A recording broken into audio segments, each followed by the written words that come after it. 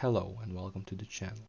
Within this short series of video essays, the goal is to talk about the philosopher Richard Rorty, more specifically about his work in the book Philosophy and the Mirror of Nature. These videos represent a personal understanding of Rorty's philosophy. Anything that is not clearly said or you think may not be correctly interpreted, write in the comments. All suggestions come in handy, whatever it is about the topics we are talking about or technical things about the video itself and YouTube. In this video, we will give a more general introduction to the book and Rorty's thought in it. I would like to point out that it would be good to be familiar with a series of authors close to Rorty for more clear understanding of his main ideas.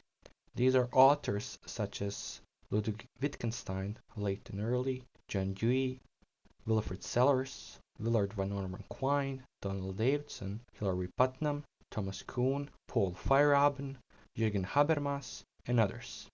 The main philosophical subfields in which Rorty deals in these books are philosophy of language, philosophy of mind, and epistemology, but the core idea of the book goes much wider than those fields. First, within his work, Rorty criticizes the traditional conception of philosophy or philosophy as epistemology, that discipline, or in the case of some authors a science, which should provide the theoretical foundation for the development of all conceptions of the world. Rorty's goal is to show that the way of understanding knowledge and truth is set on a wrong foot, and thus understanding philosophy in Rorty's book becomes radically different from the one we have been given in the Western tradition. Rorty calls his philosophy pragmatism, not the classical American one, which Peirce, William James, and Dewey belong, but a form of pragmatism that is revitalized and supplemented by teachings that Rorty borrows from the analytic tradition, teachings that are related to language. Some call it neo-pragmatism, and a lot of literature calls Rorty a postmodernist philosopher, which is not a correct description for reasons we will see later.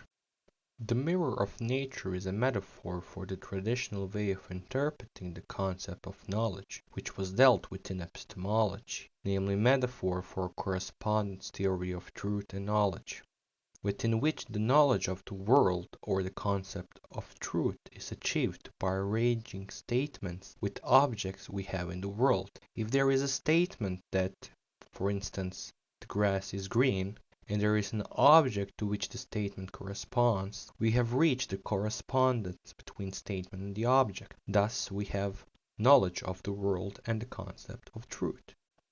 This is primarily Rorty's target. Later we will see in which direction Rorty sees the development of philosophy after criticism, from its theoretical and methodological basis, and from its social role that philosophy has in a society.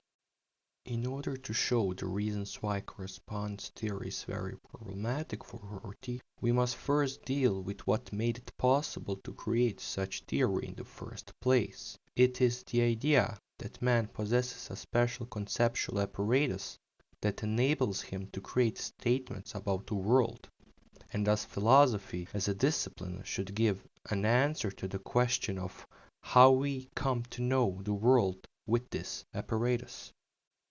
Rorty calls this apparatus the glassy essence, also known as in theory the Cartesian subject, or what in everyday language has become the name for spirit, mind, soul, immaterial essence, and so on. Rorty located this as one of the main concepts that led philosophers to develop their thinking and theories in a certain direction. When we ask ourselves where our ability to conceive and the ability to know anything about the world comes from, we always try to find a special function that man possesses to perform that action. This is also the case with philosophy from Plato onwards, namely, having the possibility to say anything about the world or create a statement in which we claim something always requires some cognitive mechanism that would make it possible. This is how spirit is created, the very concept that philosophers use to justify what knowledge and truth are. For Rorty, the main culprits for this are Descartes, Locke, and Kant, The reason is that they all create their own theory of knowledge by locating first that the source of our cognitive abilities is different from everything else in the world and thus must have a special category.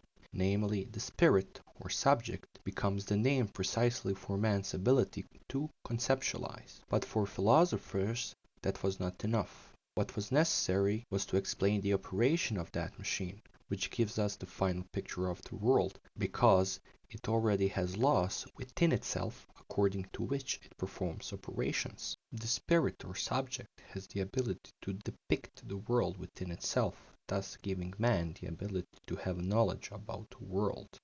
This is, for example, if a person possesses a spirit and sees an object in front of him, that object is reflected in the spirit and gives the person an image and information about the object.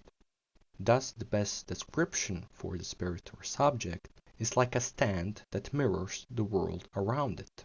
What becomes important for understanding Rorty's criticism is that the spirit was a system of predetermined rules that enabled man to conceive the world in a certain way. Namely, the spirit was a machine that has a default mode of operations within itself. Philosophy is the discipline that will bring out to light how the spirit functions.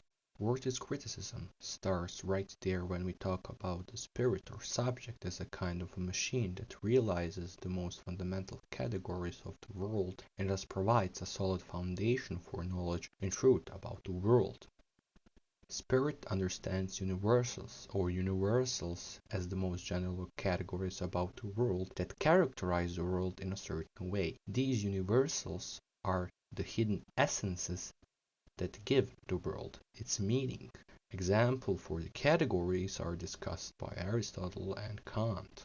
The argumentation that Rorty will use to deal with the concept of correspondence and subject comes from philosophers such as Late Wittgenstein, Dewey, Davidson and Putnam, and other language-orientated authors.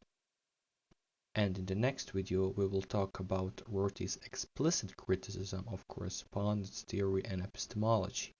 The key point that we need to stress out at the end is, Rorty realizes that the main problem of philosophy was the idea that knowledge and truth are epistemic concepts made by correspondence between subject and object, and must be regulated by some immaterial entity as the main source of all human cognitive abilities. Philosophy in this case was some kind of super science that was supposed to reveal exactly how man comes to know the world, thereby giving a theory about the knowledge and truth, and thus a theory of rationality that is mostly characteristic of Western philosophy.